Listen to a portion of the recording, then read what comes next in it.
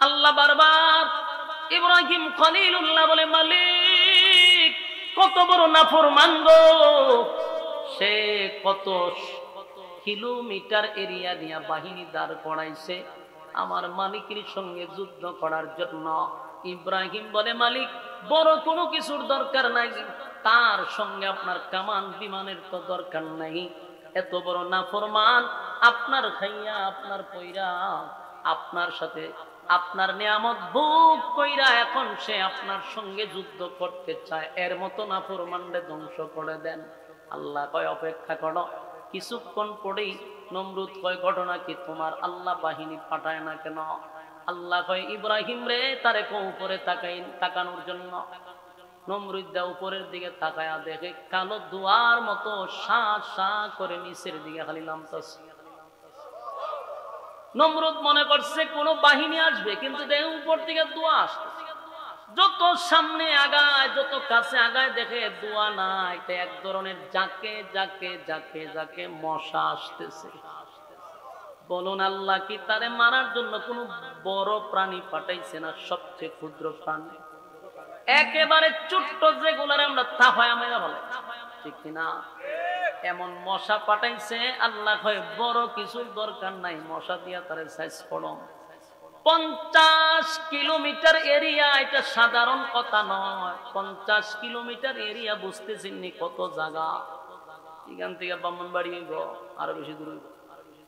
এতটুক জায়গা নিয়ে শুধু খালি তার বাহিনী সবগুলা লোহার কষা, আর আল্লাহ বাড়াই যে মশা।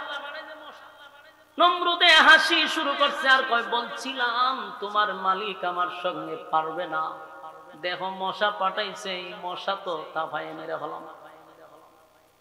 যখন মশায় আর ঢুকলো, সবার লোহার পোশাক পরা, লোহার পোশাকের ভিতরে সব ঢুকছে। তাবা দিব কোন সময়? লোহার ভিতরে ঢুইকা সবগুলারে কামড়ানো শুরু করছে। এটা দুনিয়ার মশা নয় যে শুধু রক্ত খাইব, এটা এমন একটা মশা, এটার ভিতরে ঢুইকা আপনার মাংস খায় বলা, পুরা শরীর জালি জালি করে লেছে। মাউথ পিসটা যে জালি জালি, এরকম শরীর জালি, সেকেন্ডের ভিতরে সব শেষ, জালি জালি করে বলে। তাফাইব কোন সব? কিছুক্ষণের ভিতরে 50 কিলোমিটার এরিয়ার সব বাহিনী জাগাত শেষ, মাটিতে পইরা সব জালি জালি হয়ে গেছে। বলুন আল্লাহর সঙ্গে যুদ্ধ করার মজাটা দেখছেন? মশা দিয়া যাস কিরা বলে, কিন্তু নমরুদরে জালি জালি করে নাই, নমরুদরে ডাইরেক্ট মশায় কোনো স্পর্শ করে নাই। একটা মশা, অসংখ্য মশার মধ্যে একটা মশা হইল প্রতিবন্ধী মশা। প্রতিবন্ধী বুঝেননি? হাত পাও নাই, প্রতিবন্ধী মশা। আল্লাহ আপনি যারা পাঠাইছেন এরা তো অপারেশন করছে, আমার তো 2 পাও নাই। একটা মানুষ যে কামড় দিতে গেলে আমার দাঁড়াইতে হইব, এরপরে না আমার শুধু খাইতাম, কিন্তু আমার ভাবই নাই। গোলা মশার সঙ্গে আমারে কোন কামে পাঠাইছে? আল্লাহ কয় তোরে দিয়া বড়টা কাজ করাম। সব মশার পা ছিল, সবগুলা বাহিনী শেষ করলো, আর ল্যাংরা মশা তার পা নাই। আল্লাহ কয় তোরে দিয়া বড় কাজ করামো। তাই নমরুদের কাছে পাঠাইছে, দেখ সেনাপতি যে সবচেয়ে বড় বাদশা, তার নাকের সামনে গিয়া বল। নমরুদ নাক শ্বাস টান দিছে, মশাকে ঢুকে গেছে। ঢুকছে তো ঢুকছে, এমন জায়গায় গিয়া বসছে, এটা হলো মগজ। মাথার ভিতরে ঢুকে ডাইরেক্ট হেড অফিসে গিয়া মশায় বইয়া গেছে গা। এখানে বৈশা গেছে। জিব্রাইল কয়, মশারে তোর দায়িত্ব হইল এখানে বৈশা বুঝালি সুই ঢুকাইবি আর বাইর করবি। যেই মাত্র প্রথম সুই ঢুকাইলো নমরুদ রে, নমরুদ একটা লাভ দিয়া 3 হাত উঠছে। ওইটা মাথায় তাপায়, কিন্তু মশা তো ওইটা একটু হইল প্রতিবন্ধী, আর প্রতিবন্ধী যেটি একটু বিতলা থাকে। কথা ঠিক ঠিক, বিতলা থাকে। খামর যে দিছে ওদের খামর উঠায় না, নমরুদটা মাথার মধ্যে তাপায়, ওয়ালও বাইরায়, সব কিছু করতেছে, মশায় কামড় ছাড়ে। একদম পুরা ভাগল হয়েছে, মাথার তাপাইতেছে, বাইরিতেছে, মশার কামড় ছাড়ে না। চিৎকার শুরু করছে নমরুদটা, যা পায় তা দিয়া বাইরায়, কিন্তু কামড় ছাড়ে না। শেষে জুতা পাইছে, একটা বাড়ি মারছে। জুতাটা বাড়ি দেওয়ার সাথে সাথে জিব্রাইল কয়, মশারি সুই বাইর কর। সুই বাইর করছে, এর ব্যথা ছাড়ছে। এখন জুতার ভাই ছায়ের সব বোনা আছে, ওয়ালো বাইরিলাম, আড্ডা বাইরিলাম, জারুদা বাইরিলাম, কামড় জুতার বাড়িয়ে দিয়ে ব্যথা ছেড়ে দিচ্ছে। ঘটনা এখানে আছে, জুতার মধ্যে কোনো ওষুধ আছে, তো জুতা লয়ে বই দিছে। আরেকবার যখন মশা খালি ঢুকাইছে, জুতা বাড়ি যাবার ব্যথা ছেড়ে দিচ্ছে। এখন তো সে চিন্তা করছে জুতার মধ্যে এই রোগের ওষুধ আছে, জুতাটা কাছে রাখছে। এখন মশায় কতক্ষণ পরে খামড় দিয়ে টাস করে জুতাটা বাড়ি মারে। জিব্রাইলে তারা দায়িত্ব দিয়ে গেছে মশারে, যে তোমার ডিউটি হইলো তারা কতক্ষণ পরে পরে খামড় দিবা, বাড়ি দিলে জুতা দিয়া তখন ছেড়ে দিবা। সমস্ত কাজ বুঝাইয়া জিব্রাইল গেছে। নমরুদ তো পার্লামেন্টে বসে, কারণ সে কিন্তু সাধারণ বাদশা না, পৃথিবীতে 4 জন বাদশা ছিল যারা গোটা পৃথিবীর রাজত্ব করছে। এর মধ্যে নমরুদ একজন, যাদের ইশারায় গোটা পৃথিবী চলছে। তো নমরুদের পার্লামেন্টও বইলে বিভিন্ন দেশ থেকে অনেক রাজারা আসতো, তার বিভিন্ন সাইডের লোক আসতো। আইসা যখন বসতো দেহে যে কতক্ষণ পরে জুতা দাবারি মারে, তোমার যে চিন্তা সব বানায়, তোমার একজন বাদশার সাথে এসে দেয়া করতাম, বেজ্জিত লোক, নিজের কপালো নিজে জুতা দাবারি মারে। পাগল ছাগলের কাছে নাইছি, প্রত্যেকের একটা ওজন আছে না, একটা শরম আছে না, লজ্জা আছে না, এটা কোনো লজ্জা শরমও নাই। এর সাথে কিসের বৈঠক বসতাম, সবাই উঠতে থাকা। এটা হইলো আল্লাহর পক্ষ থেকে একটা চরম পর্যায়ের বেজ্জতি, কথা হয় না। আমরা যারা দুনিয়াতে খাম কু খাম, দিনের খাম রাত্রের খাম করি, আমরা মনে করি মরার পরে না আল্লাহ সাইজ করে। বিষয়টা কিন্তু এরকম না, মরার পরে তো সাইজ উঠে পরে। আল্লাহ বলেন দুনিয়াতে চরম পর্যায়ের বেজ্জতি না কইরা আমি তোর খবর নিতাম না। ঠিক বাড়িতে হলে কেমন আমরা কইলো ঠিক, আপনারা মমি সিংহারা কইলো ঠিক, না কইলো ঠিক, আপনারা কইলি কি দিব, আমরা তো বাইর গিয়া হইবেন আমি জানি। এখন বিষয়টা হইল আমরা যত পারেন আকাম প্রমাণ পড়েন, মরার পরে তো আমরা চাই দিবেন, জানি না রাখেন বেজ্জতি না কইলে আল্লাহ আপনার খবর নিত না, এটা জানি না রাখেন। আল্লাহ দুনিয়া থেকে চরম পর্যায়ের বেজ্জতি করে। নমরুদ্দারে চরম পর্যায়ের বেজ্জতি করছে আল্লাহ, মানুষের সামনে নিজের কপাল নিজেই জুতা বাড়ি দেয়। শেষে বাইরিতে বাড়িতে হাতে ধরে নিচ্ছে, বাড়িতে কেমনে শেষে সিদ্ধান্ত নিচ্ছে যে না আর কত বাড়িতে একজন লোক রাখা দরকার, চাকরি দিমু হে জুতা বাড়িব আমার। একটা চাকরি ধরে, চাকরি হইলো জুতা বাইরে মাসে 1,000 টাকা, যে কোনো নিজের চাকরি পাইলে কি মানে ছেড়ে দিব। আমরা দেশে সারিয়ার কবির রেজে দোষ, আমারও যদি হয়তো হুজুর এরা খালি জুতা বাইরিবেন আমার মাসে 1,000 টাকা দিন। আমি কইলাম বলে আমার টেকার দরকার না, আমি উল্টো আরো টেকা দিমু, তবে এর একটা জুতা বাড়ি দিতাম। ঠিক নেই, আমার বড় শখ এর একটা জুতা বাড়ি মেরে দিতাম, এলা আমার টেকা আরো কত লাখ টাকা লাগবে আমি দিব। কিরম শখ আছে না অনেকে, ওই তার রাজত্বের একজনের শখ উঠছে যে আমি বাইরে টেকা দিলে দিব না দিলে না। তো চাকরি পাইছে, পাইছে বলে কদিন তো খুব শখের চুড়ে খামড় দিয়েও কার না দেবো জুতা বাড়ি মারে। নমরুদ দেখো রে খামড় দিলে অর্ডার দিলে বাড়ি দিস, যে কোনো সময় বাড়ি মারো, চাকরি পাই তো বালা খাম শিখছ।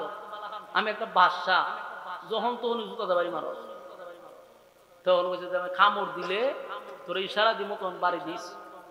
বেটা চাকরি লইছে খুব রুম দাম করে কদিন জুতা বাইরিছে, কিন্তু বাইরিতে বাড়িতে এ পড়ছে মহামসিব, বাথরুমও করতে পারে এরা ডাক দে জুতা বাড়ি দে, বেচারা বাথরুম তুই দূর দেয় জুতা বাড়ি দিয়ে আবার বাথরুম যাওয়ান লাগে, খানা বইলে অর্ধেক খাইয়া জুতা বাড়ি দিয়ে আবার খানা খাওয়ান লাগে। কি একটা মুসিবত পড়ছে হে, ঘুম নাই খানা নাই, বেচারা জায়গা মইরা। চিন্তা করলে এই চাকরি করলে তো প্রথম তো শখেল ইসলাম, উনি চাকরি যদি আমি করি তাহলে আমি এমনি মারা যাবো, আর চাকরি যদি না করি তো নমরুদ আমার কল্লা লয়ে যাবো। হেম ন মরলাম এম ন মরলাম, যা করি আর না করি হেরে মাইরি মর, এ নিজে সিদ্ধান্ত ফের মেরলাম। চাকরি ছাড়লে আমার মেরে লিব, আর চাকরি করলে তো এমনি মরে যাবো, খাওয়ান নাই ঘুম নাই, তেরে মেরলাম। তার একদিন জুতার বদলা একটা মুগুর লইছে, মুডা মুগুর লইয়া কাছে বই অর্ডারটা দিবার বাড়ি মেরে নমরুদে বইছে পার্লামেন্টে জুতা বাড়ি দে, যে কইছে বাড়ি দে জুতা তুই মুগুরটা লইয়া সার শরীর যতক্ষণ শক্তি আসি একবারে খারিয়া বাড়ি মেরে দিছে। যেই বাড়ি মারছে মাথাটা 2 ভাগ হয়েছে, মশা ছায়া দে উপরে ছাদ নাই, বুঝলো মশা যে আসি হে দে উপরে ছাদ নাই, ঘটনা ভিতরে ছাদ বাংলো বেটা না, এরকম নোংরা পরিবেশে তো তখন যায়। মশাকে আমি প্রতিবন্ধী দিতে পারি, কিন্তু আমার একটা রুচি আছে, কি সব জায়গার থাকা সম্ভব না। জিব্রাইলে ফোন দিছে যে স্যার আমি কি করতাম, তোমার চাকরি শেষ, মশা গেছে নমরুদ্দে জাগাতে শেষ। বলুন আল্লাহ মারছেনি জাগাত বেজ্জতি কইরা, এরপরে নমরুদ্দারে মারছে। আল্লাহ যদি কাউরে সম্মান দেয় তাহলে শুকরিয়া আদায় করে বসে থাকা, যে এটা আল্লাহ আমার সম্মান দিয়ে এখানে বসাইছে, সম্মান ভাইয়া যদি সম্মানের অপব্যবহার করি, আর আমি যদি ক্ষমতা দেখাইয়া মানুষকে জুলুম করি, নির্যাতন করি, তাহলে পরিণাম কিন্তু জুতার ভাই। পরিণাম কি? এই জুতা কিন্তু সাংঘাতিক জুতা। আল্লাহ ইজ্জত দেনেওয়ালা, বেইজ্জত করনেওয়ালা। ইজ্জতে আল্লাহ দেয়, বেইজ্জত আল্লাহ দেয়। এই জন্য ইজ্জত পেয়ে লাফালাফি করেন না। ক্ষমতা এখন আছে, তখন নাই। বাস্তব না বাস্তব? 16 বছর আছি, এখন নাই। ঠিক নেই? বেশি ফটর ফটর বালা না। নমরুদদের আল্লাহ শেষ করছে। তো ইব্রাহিম খলিলুল্লাহ যুগে এই নমরুদরা ওই কাহিনী করছে। আর রাসূলের যুগে মূর্তি পূজারীরা কয় যে আপনার আল্লাহ আমরা সাথে পারবো না। এই কথা তো এটা নমরুদরা কইছি, কি কথা দিয়ে হন এরাও আল্লাহ পরের আয়াত নাযিল করছে, ওয়ালাম ইয়াকুন লাহু কুফুয়ান আহাদ। আমার সমতুল্য কেউ নাই, আমার সমকক্ষ কেউ নাই। তাহলে তাদের একে একে সব প্রশ্নের জবাব আল্লাহ দিয়াই দিছে। 1 নাম্বার প্রশ্ন, কুল হুয়াল্লাহু আহাদ, নবী আপনি বলুন আমি আল্লাহ একক। আল্লাহুস সামাদ, আমি কারো উপর মুকাফিক কিনা। লাম ইয়ালিদ ওয়া লাম ইউলাদ, আমি আল্লাহ কারো কাছ থেকে জন্ম নেই নাই, কারো জন্ম দেই নাই। ওয়ালাম ইয়াকুল লাহু কুফুয়ান আহাদ, আমার সমকক্ষ, আমার সমতুল্য কেউ নাই।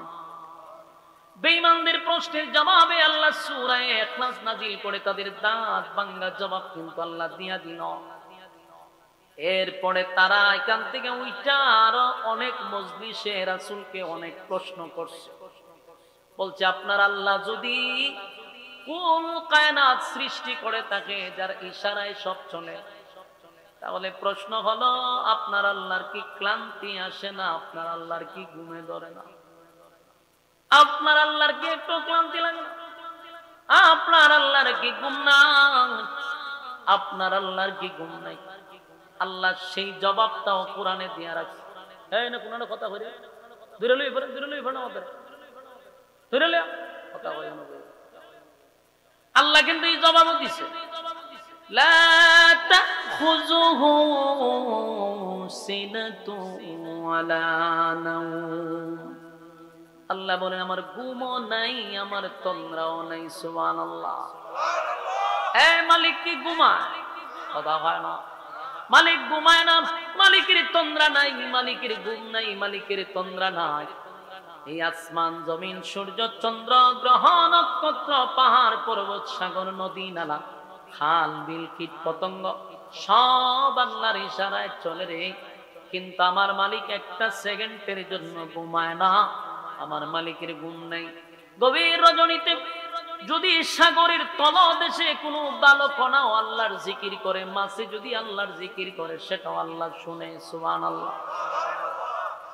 এক মানুষ জিকির করে না, কিন্তু আল্লাহর মাখলুকাত সবাই 24 ঘন্টার একটা সেকেন্ড বন্ধ নাই মালিকের জিকির করে। অথচ আল্লাহ জিকিরের জন্য মানুষ বানাইছে, মানুষ জিকির করে না। মাখলুকাত 24 ঘন্টা আল্লাহর জিকির করে। সুবহানাল্লাহ। গাছে জিকির করে, যতদিন গাছ আল্লাহর জিকির করবে গাছ বেঁচে থাকবে। পাখি আল্লাহর জিকির করবে, বেঁচে থাকবে। নদী আল্লাহর জিকির করবে, বেঁচে থাকবে। জিকির নাই, মরা নদী হয়ে যাবে, গাছ মরে যাবে, সব মরে যাবে। জিকির আছে যতদিন বেঁচে থাকবে ততদিন। প্রশ্ন হলো মানুষকে বানাইলো জিকিরের জন্য, মানুষ জিকির করে না তারপরও বেঁচে থাকে কেন? বলে মানুষের জন্য আল্লাহ জান্নাত বানাইছে, মানুষের জন্য জাহান্নাম বানাইছে। জিকিরের মাধ্যমে জান্নাত, জিকির নাই তো জাহান্নাম। পাখির জন্য জান্নাত নাই, গাছের জন্য জান্নাত নাই, নদীর জন্য জান্নাত নাই। মাখলুকাত যতদিন জিকির করবে ততদিন দুনিয়ায় বেঁচে থাকবে। আর মানুষ তোরে বানাইছি জিকিরের জন্য, জিকির যদি করস আমি আল্লাহর হুকুম মানলে পাবি জান্নাত, না মানলে পাবি জাহান্নাম। তাই তো মানুষকে আল্লাহ জাগাত ঠাড়া হলায় মারে না। আকাম কুকাম করলেও তার গজব দিয়া মারে না রে, কারণ তোর জন্য জান্নাত, তোর জন্য জাহান্নাম। বান্দা এই জন্য তোরে বাঁচায়া রাখছি। আমার যুবক ভাইরা, মানুষকে আল্লাহ বড় মহব্বত করে বানাইছে। সূরা ইখলাস এটা আমি মনে করি মানুষের প্রতি একটা দয়া আর মায়া, দয়া আর মায়া। এই সূরা তো এমনি এমনি নাজিল হয় নাই। এই সূরার মধ্যে যে দয়া মায়া আছে একটু খেয়াল করে আমরা দেখি। এখানে যারা বসছি, যারা আওয়াজ শুনতেছে, এই মজলিসেই অনেক মানুষ আছে যারা জীবনে 60 বছর 70 বছর যাদের হয়ে গেছে। এমন লোক আছে যে জীবনে কোরআন শরীফ দেখে দেখে সূরা ফাতিহা থেকে নাস পর্যন্ত খতম দিতে পারে নাই। আছে না নাই? হ্যাঁ, কথা বলেন না, মনোযোগ আছে না আপনারা? সূরাটা কয় ভাগে ভাগ করছে? 3 ভাগের 2 ভাগ কিন্তু শেষ, 2 ভাগ শেষ। সরল তরজমা শোনায়া দিছে। এখন লাস্টের ভাগ হইল তার সংক্ষিপ্ত ফজিলত। ফজিলত শেষ, ওয়াজ শেষ। মনোযোগ দিয়ে শুনেন।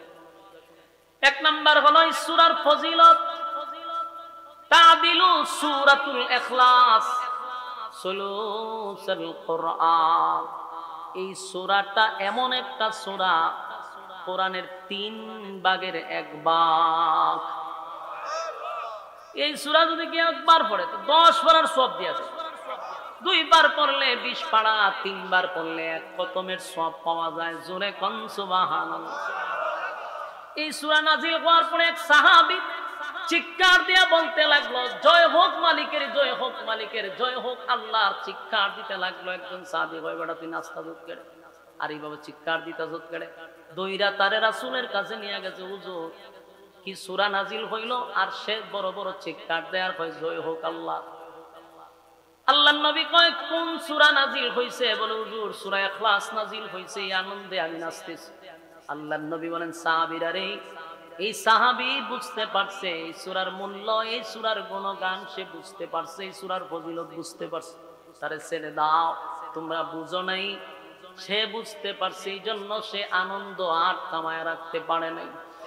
কারণ এই সূরার মধ্যে এত ফজিলত, একবার পড়লে 10 পারার সওয়াব দেওয়া হয় গো। কেউ যদি 2 বার পড়ে 20 পারার সওয়াব, 3 বার পড়ে 1 খতমের সওয়াব পাওয়া যায়। সূরাটা তো ছোট, কিন্তু এই সূরার এত ফজিলত, এত ফজিলত। সেই কথা বলতেছিলাম, এখানে মানুষ অনেকেই বসা, দাড়ি সাদা হয়ে গেছে, অনেক মুরব্বীরা 60-70 বছর হয়ে গেছে। এমন লোক আছে রে যারা সূরা ফাতিহা থেকে নাস পর্যন্ত আজও পর্যন্ত একটা খতম দেওয়া তার ভাগ্যে জুটে নাই, সৌভাগ্য হয় নাই, দেখে দেখে পড়তে পারে না।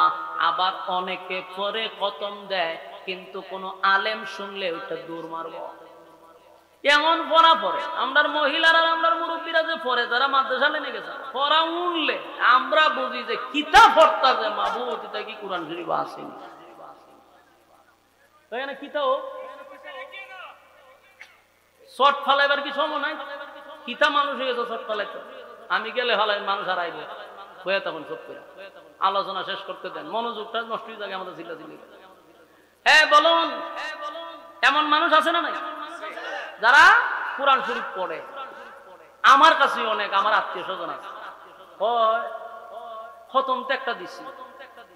কিতা খতম দিছে? কোরআন শরীফ খতম। পড়া উনলে মনে হয় যে আমি কোন হান্দা বেরিয়ে যাই। এমন পড়া পড়ে, সুবহানাল্লাহ সুবহানাল্লাহ। কোরআন আছে কিনা সন্দেহ আছে। এই আগের যুগের পড়া এটা বাদ দিতে হবে। আবার অনেকে কয়, আল্লাহ আমরা মাফ করবো, আমরা তো চিনি না, জানি না। আমি আল্লাহ আরো 2টা বাড়ি বেশি দিব, ইচ্ছা মতে বাইরে বল। মাথা হাতলাম কি আল্লাহ, আল্লাহ মাফ করে। আল্লাহ মাফ করতো?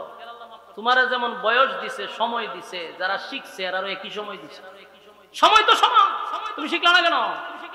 হ্যাঁ আল্লাহ মাফ করো, আল্লাহ মাফ করতো। দুনিয়ার ব্যাপারে যদি কাগজপত্র কোনো ঝামেলা লাগে, দেখবেন এই মুরব্বী হলে কি হ্যাঁ দৌড়াদৌড়ি শুরু করে দেয়। কাগজ নিয়ে কোন রকম বেজাল হচ্ছে, এই করতে গিয়ে এই করো, এই করতেই করো, এই দলিল ঠিক আছে, সব বুঝে দুনিয়া। কোরআন শরীফের ভরা শুদ্ধ না, ইডাল লেগে হয় আল্লাহ মাফ করে দিবে। ইচ্ছা মতো খালি গিরায় গারায় ফিরাই বল যে তোরে 60-70 বছর দিছি, শিখলে না কেটে?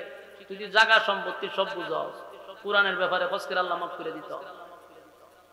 নামাজ পড়তে লাগে 4টা সূরা, এই 4টা সূরাও কি আপনি শুদ্ধ করে পড়তে পারেন? মিয়া আফসোস লাগে। সূরা ফাতিহা হলে শয়তানের চদর মেরে দেয়। কি যে পড়ে আল্লাহ ছাড়া কেউ জানে না। নামাজ ভঙ্গের কারণ কটা? 19টা।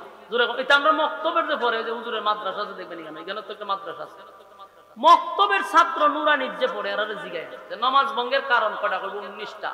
প্রশ্ন হলো প্রথম কারণটা কিটা? বলবো নামাজে অশুদ্ধ পড়া। কথা কয় না? নামাজ ভঙ্গের কারণ প্রথমটা কি?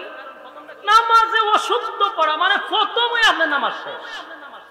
আর আপনি দাড়ি উড়ি ফাঁকাইয়া আপনি তসবিহ লিয়ে বই রয়েছেন জান্নাতের কোন দরজা দিয়ে আপনি ঢুকবেন, কারণ আপনি যে আমল করছেন চিন্তা করছেন আমি তো জান্নাত, আর মানে আপনি নামাজ উঠতেছেন, আপনি যে 60 বছর নামাজ পড়ছেন প্রথমেই নামাজে অশুদ্ধ, আপনার ফাতিহাই তো হয় না সূরা।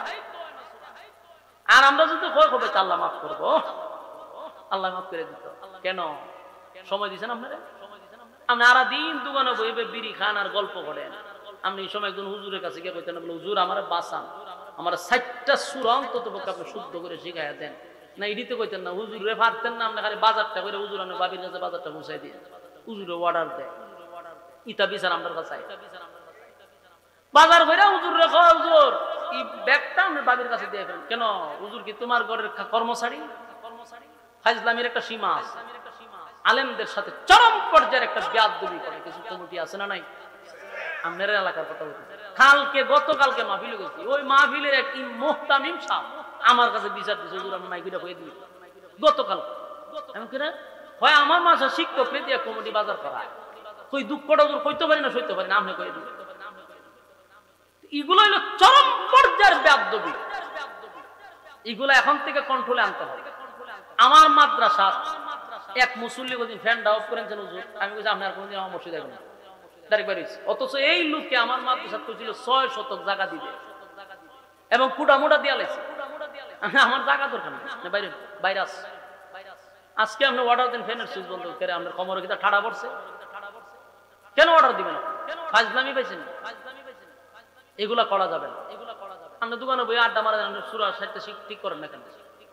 সর্বোচ্চ 60টা সূরা শুদ্ধ করে যদি পড়তে পারেন আপনার আর লাগে না, যেহেতু বয়স বেশি আপনার দরকার নাই 60টা সূরা শিখে, অন্তত পক্ষে নামাজে অশুদ্ধ যেন না হয়, নামাজ ভঙ্গের কারণ যেন না হয়। কথাটি খুব তিতা লাগতেছে না মুরব্বী? করল্লার জুস খুব তিতা, কিন্তু এটা যদি সহ্য করে খাই নিতে পারে তাহলে কিন্তু আবার গেলে শরীরের উপকার আছে। কথা হয় না? এই কথাগুলি অনেক তিতা, কিন্তু এটা যদি আমল করে নিতে পারেন তাহলে আমাদের জীবন সাকসেস। কথা তো তিতা, আর মিডা মিডা কথা খাইলে ডায়াবেটিস হইব, শরীরের ক্ষতি হইব। আপনি মিডা ওয়াজন তো খুব মজা লাগে, এগুলা ক্ষতিকর। এই জন্য আমি যে কথাগুলি বললাম মাদ্রাসার হুজুর বলা আছে 60টা সূরা শিখবেন শুদ্ধ করে, যেন শয়তান আমার বড় অন্য দূর না দেয়, শুদ্ধ করতে হবে। সূরা ইখলাস আমরা যেহেতু সূরা ফাতিহা থেকে একেবারে নাস পর্যন্ত দেখে দেখে খতম দিতে পারছি না, যদি এই হালতে মইরা যাই, খুব ভালো করে খেয়াল করো, এই হালতে যদি মারা যাই আমল নামার মধ্যে দেখা যাবে একটা কোরআনের খতমও নাই। আল্লাহ বলবে বান্দা রে, আমি না কোরআনকে তোদের কাছে নিয়ামত স্বরূপ পাঠাইলাম, এই কোরআন পাওয়ার পরেও একটা খতম কোনোদিন দিলি না, তোর আমল নামায় একটা কোরআনের খতম পর্যন্ত নাই। তুই কত বড় হতভাগা, কত বড় কপাল পোড়া, কোরআন পাওয়ার পরে কোরআনটার সুন্দর গিলাপ দিয়া ওই সুকেজের উপরে রেখে দিছে। এটা বছর একবার রমজান ফুটু দিয়া ময়লা টয়লা সরাইয়া ধরে একটু দেখে দেখি আবার যে বাইন্দা তো এটা বছরের পর বছর যায়, কোরআন শরীফের গিলাপটাও দেয় না, টিভির কভার কয়েকদিন পরে পরে দেয়, ঠাডা বড় গেদের কপাল। আল্লাহর কোরআনকে অপমান করা। যতটুকু সময় পাইবেন কোরআন যদি পড়তেও না পারেন, প্রতিদিন কোরআনটারে কুলে চায়া চায়া যদি চোখের পানি ছাড়েন আর বলেন আল্লাহ পড়তে পারি না, কোরআনের মায়াও ছাড়তে পারি না, এটাকে উসিলা করে আল্লাহ জান্নাত দিয়া দিবে। কোরআনের প্রতি আপনার মহব্বত আর ভালোবাসা থাকতে হবে। তাও যদি না পারেন, মাঝে মধ্যে মাদ্রাসাগুলি আছে, ছাত্ররা যখন কোরআন তেলাওয়াত করে পাশে গিয়া বসা থাকবেন, কইরা যে সওয়াব পাইতেছে শুইনা সমান সওয়াব পাইবেন, সমান সওয়াব। শোনা এবং পড়া সমান সওয়াব। বসে থাকবেন অনর্থক বিড়ি না খাইয়া, আড্ডা না মাইরা, বেহুদা কথা না বইলা, কোরআন গিয়া বইবে শুনে সওয়াব পাবেন, সওয়াব পাবেন। কোরআনের খতমের সওয়াব যেন আমল নামায় থাকে। তাই আল্লাহ রাব্বুল আলামিন বান্দার প্রতি কত মায়া আর দয়া করছে। একবার সূরা ইখলাস পড়লে 10 পারার সওয়াব আমলনামায় দিয়া দেয়। এই যুবক ভাই, তাহলে বলুন 2 বার পড়লে 20 পারা, 3 বার পড়লে খতম। এখানে অনেক মানুষ আছে বসা যারা জীবনে একবারও 3 বার এক ফুল বলা পড়ছে না। আছে না? কি কেন আছে? যে একসাথে 3 বার কুল বল্লা সূরাটা পড়ি এরকম অনেকে পড়ছই না, আবার পড়লেও 1 বছরের ভিতরে পড়ছে না। তাহলে বলুন, নাই তো এক হইল কোরআনের খতম, আর একবার আল্লাহ এত সুযোগ করে দিয়েছে 3 বার বললে খতম, এটাও পড়তে রাজি না। দুনিয়াকে খাওয়ার জন্য আল্লাহ বানাইছে, ঘুমানোর জন্য বানাইছে না? না, মালিক তো বানাইছিল ওয়ামা খালাকতুল জিন্না ওয়াল ইনসা ইল্লা লিয়াবুদুন। বান্দারে আমি তো ইবাদতের জন্য বানাইলাম, কিন্তু ইবাদত বাদ দিয়া তুই তোর দুনিয়ার রঙ্গ তামাশা নিয়ে ব্যস্ত। যাই না রাখি চাপা হাসিবতুম আন্নামা খালাকনাকুম আবাসাও ওয়া আন্নাকুম ইলাইনা লা তুরজাউন। আল্লাহ বলেন অনর্থক বানাই নাই, অকারণে বানাই নাই, নিষ্প্রয়োজনে বানাই নাই। বান্দারে বানাইছি কিন্তু ইবাদতের লাগি। 3 বার যদি কেউ পড়ে, রব্বে কারীম বলেন ওয়াদা দিলাম এক কতমের সওয়াব আল্লাহ তোর আমলনামায় ঢুকায়া দিবে। এই আশা কার ভিতরে আছে? আব্দুল্লাহ দেখায়া দেন কমপক্ষে কয়বার? হাত নামান, আমরা আশা আছে। তাহলে পড়ুন আমার সঙ্গে, কুল হুয়াল্লাহু আহাদ আল্লাহুস সামাদ লাম ইয়ালিদ ওয়া লাম ইউলাদ ওয়া লাম ইয়াকুল লাহু কুফুয়ান আহাদ। এই মুহূর্তে যারা পড়লেন প্রত্যেকের আমলনামায় কিন্তু অলরেডি 10 পারার সব ঢুকে গেছে। আরেকবার পড়ুন, কুল হুয়াল্লাহু আহাদ আল্লাহুস সামাদ লাম ইয়ালিদ ওয়া লাম ইউলাদ ওয়া লাম ইয়াকুল লাহু কুফুয়ান আহাদ। 20 পারার সব ঢুকছে। আরেকবার পড়ুন, কুল হুয়াল্লাহু আহাদ আল্লাহুস সামাদ লাম ইয়ালিদ ওয়া লাম ইউলাদ ওয়া লাম ইয়াকুল লাহু কুফুয়ান আহাদ। আমার যুবক বাবা, মুরব্বি বাবা, পর্দার আড়ালের মা বোনেরা, আমার সঙ্গে যারা এই মুহূর্তে 3 বার পড়লেন, আল্লাহর কসম প্রত্যেকের আমলনামায় একটা কথম সওয়াব আল্লাহ ঢুকায়া দিছে। চিৎকার দিয়া কোন সুবহান। যুবক বাবা, আজকের মাহফিল যারা করলো গো, তারাও সাকসেস। যারা বয়ান শুনতে আসেন তারাও সাকসেস। কারণ কোন মাহফিলে যাওয়ার পরে তো মুসল্লিয়ানে কেরামরা এক খতম কোরআনের সওয়াব নিয়ে বাড়ি যেতে পারে না। এখনকার ওয়াজ মাহফিল হইল, যাওয়ার সময় শ্রোতাগুলি নাচতে নাচতে বাড়ি যায়। যদি জিগায় নাচস কেড়ে, ওয়াজও যে নাচাইছে, শ্রোতায়ও নাচে, বক্তায়ও নাচে। এখন হইল ওয়াজ মাহফিলের অবস্থা। আর মাহফিল আসলে পাথর দিল নিয়ে আসে, আরো কঠিন থেকে কঠিন হইয়া শ্রোতা বাড়ি যায়, ফেতনা ভরা জীবন লইয়া বাড়ি যায়। আগে আমরা মাহফিল শুনতাম ওলামায়ে কেরামদের জবান থেকে। মাহফিলে আসলে মানুষের দিলটা নরম করে চোখের পানি ছেড়ে বাড়িতে যাইত। পাথরওয়ালা দিল নরম করার জন্য মাহফিলে আসতো রে, মানুষ কান্না শুরু করত মাহফিলে। কিন্তু এখন জামানা পাল্টে গেছে। যেই হুজুর বকাবকি করতে পারে, যেই হুজুর নাচানাচি করতে পারে, আর কতক্ষণ পরে পরে গানও টান দিতে পারে, সেই হুজুর তো হইল এলাকার জনপ্রিয় হুজুর। বাস্তব না বাস্তব? অথচ আমার মাথায় ধরে না, শ্রোতা কেন আসলো, কেন বসলো, আমারে কেন আনলো, কিসের জন্য আনলো? একবারও শ্রোতায় হিসাব মিলায় না। আরামের ঘুম হারাম করে আসলাম, নরমাল বিছানাতে বসলাম, ঘন্টার পর ঘন্টা সময় দিলাম, ওয়াজ শেষে শিখলাম কি, পাইলাম কি, হিসাব মিলায় না। নাচতে নাচতে বাড়ি যায় না। যুবক ভাইরা, আল্লাহর কাছে এটারও হিসাব দিতে হবে গো। শ্রোতাদের হক আছে বক্তার প্রতি, বক্তারও হক আছে শ্রোতার প্রতি। হিসাব মিলাবেন। আমি আপনাদেরকে একটা কথাই বলি, আজকের মাহফিলের শ্রোতা ভরপুর না হোক, যারাই আসছে সবার আমল নামায় এই মুহূর্তে এক খতমের সওয়াব, জুরে কোন সুবহানাল্লাহ। এই এতগুলা কোরআনের সওয়াব যদি এলাকার মুর্দাগানের কবরে আল্লাহ পৌঁছায়া দেয়, এলাকাবাসী তো সাকসেস, ঠিক কিনা?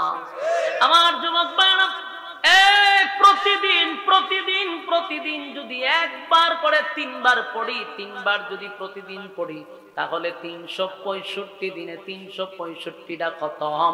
মরার আগে কতগুলা খতম হয় আপনি একটু হিসাব করে দেখেন।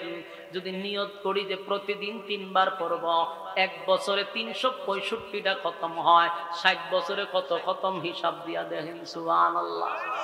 আল্লাহর নবী বলেন, সূরা ইখলাস এত ফজিলতপূর্ণ সূরা, আল্লাহর পয়গম্বর বলেন যদি কেউ 10 বার পড়ে, প্রতিদিন 10 বার পড়ে, জান্নাতের ভিতরে একটা বালাখানা তার জন্য বানানো হয়। যুবক ভাইরা আমার, দুনিয়ার বাড়ি গাড়ির জন্য মানুষ পাগল, জান্নাতের ভিতরে মালিক বলে আমি বাড়ি বানায়া দিব রে, কিন্তু ওয়াদা হইল তুই 10 বার যদি সূরা ইখলাস পড়ো, জান্নাতের ভিতরে আমি তোর জন্য বালাখানা বানায়া দিব। যদি কেউ 100 বার সূরা ইখলাস কলিজা নিয়া মহব্বতের সহিত যদি 100 বার পড়ে, আল্লাহর নবী বলেন তার জন্য জান্নাত ওয়াজিব হয়ে যায়। আর যদি কেউ সূরা ইখলাস আমলে নিয়ে নেয়, প্রতিদিন পড়তেই থাকে, আল্লাহ বলেন তার সম্মান আর মর্যাদা আমি বাড়ায়া দিব। যুবক ভাইরা, আল্লাহর হাবিব একবার যুদ্ধের ময়দানে গেছে যুদ্ধ করার জন্য, সেখানে সাহাবায়ে কেরাম নিয়ে যুদ্ধের ময়দানে নবী গেলেন, কিন্তু হঠাৎ করে জিবরাইল নবীর সামনে হাজির আর বলে, হুজুর আপনাকে এই মুহূর্তে একটা জানাজায় শরীক হতে হবে। কে রে, কার জানাজা? বলে আপনার মুআবিয়া ইবনে মুআবিয়া এই মুহূর্তে দুনিয়া থেকে বিদায় হয়ে গেছে গো নবী, আপনাকে জানাজা পড়াইতে হবে। আল্লাহর নবী বলেন, মুআবিয়া মারা গেল মদিনায়, আমি কই আর মুআবিয়া কই? আমার আর মুআবিয়ার মধ্যে 100 কিলোমিটারের দূরত্ব, এত দূরত্বের মধ্যে আমি কেমনে রে এই মুহূর্তে আমি মুআবিয়ার কাছে যাব? তখন তার এই প্রযুক্তি ছিল না, যাইতে গেল 2 দিন লাগবে, আমি কেমনে তার জানাজা পড়াবো? ফেরেশতা জিবরাইল বলে, হুজুর আল্লাহর পক্ষ থেকে অর্ডার, আপনি যাওয়া লাগবে না, আপনি জানাজার জন্য প্রস্তুতি নেন। পয়গম্বর জানাজার জন্য প্রস্তুতি নিল, জানাজার জন্য প্রস্তুতি নিল। এমনি হাবিবে কিবরিয়া তাকায়া দেখে আল্লাহর নবীর সামনে মুআবিয়া ইবনে মুআবিয়ার লাশ দেখা যায়। একটা জবান বন্ধ রাখবেন না, আল্লাহু আকবার। মুআবিয়া ইবনে মুআবিয়ার এই জানাজা নিয়ে আমরা বাংলাদেশে এই হাদিসটা নিয়ে, এই ঘটনাকে কেন্দ্র করে বাংলাদেশে গায়েবানা জানাজা শুরু হয়েছে। কথা বুঝতেছেন? অথচ গায়েবানা জানাজা বলতে কিছু নাই, কারণ নবীর সামনে যে মুআবিয়া ইবনে মুআবিয়ার লাশ ছিল, এটা নবীর হলো মুজিজা। বলুন এটা নবীর কি? এটা নবীর জন্য নবীর মুজিজা। নবীরে আল্লাহ নবুয়তের চোখ দিয়া মুআবিয়ার লাশ, তাহলে ওইটার রেফারেন্স হিসেবে এরা টানে। আসলে গায়েবানা জানাজা বলতে কিছু নাই, এটা নবীর জন্য নবীর মুজিজা ছিল, নবীর মুজিজা ছিল। মুআবিয়া ইবনে মুআবিয়ার লাশ যখন নবীর সামনে দেখলো, আল্লাহর পয়গম্বর জানাজার মধ্যে দাঁড়ায়া গেল।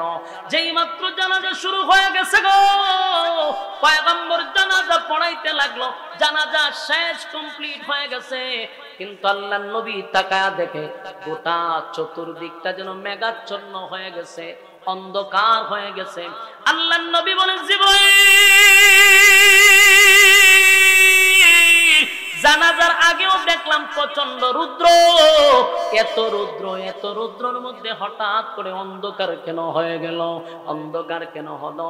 আমি তো জানাজার আগেও দেখলাম প্রচন্ড রুদ্র, জানাজার পরে কেন রে এটা অন্ধকার হয়ে গেল?